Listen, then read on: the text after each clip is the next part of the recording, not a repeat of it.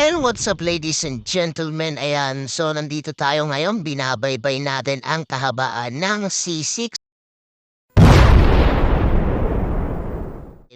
May double booking tayo ngayon at hindi ko nabuksan yung aring voice camera dito sa aring action cam kaya nag-voice over tayo. So, from Pasig to Taguig, ayan, double booking nga po tayo dyan. Magkalapit lang ang pick up and yung drop off ay magkalapit lamang din. So, ayan, tinatalon-talon lang natin dahil medyo mahaba mga boss madam kapag kompleto yung video. So ayan, so ating first drop off mga boss madam, ito nga po kay ma'am yung tumbler.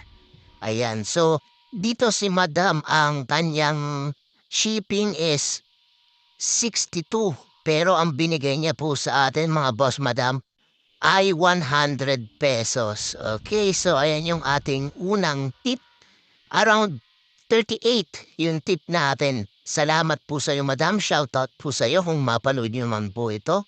So, ayan. So, pagkatapos niyan, meron tayong plastic dito. So, hinihiwalay ko kasi yung pera ko at saka yung kinikita ko dito sa Lala Move. So, heading na po tayo sa ating second drop-off. So, yung items na to mga boss, madam, ay leche plan, I think parang ganun po siya. So ayan, medyo malapit lang naman po. So nasa 1.5 kilometers lang. And ayan, ninja moves tayo mga boss madam. Jump, jump, jump lang ng ating video. So eto, nakarating na nga po ako after 1.5 kilometers. Eto po si Bossing. At ayan, so eto po yung kanyang items at pambenta po nila ito mga boss madam.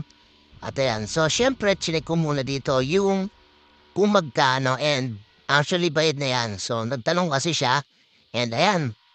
So hanggang dito na lang mga boss madam yung ating video and see you again on my next vlog. Ayan, so kailangan pala mga boss madam once na ma-pick up ni buyer, ayan, ay mapicture natin para hindi tayo magkaroon ng violation. So that's all for today's video. Bye-bye!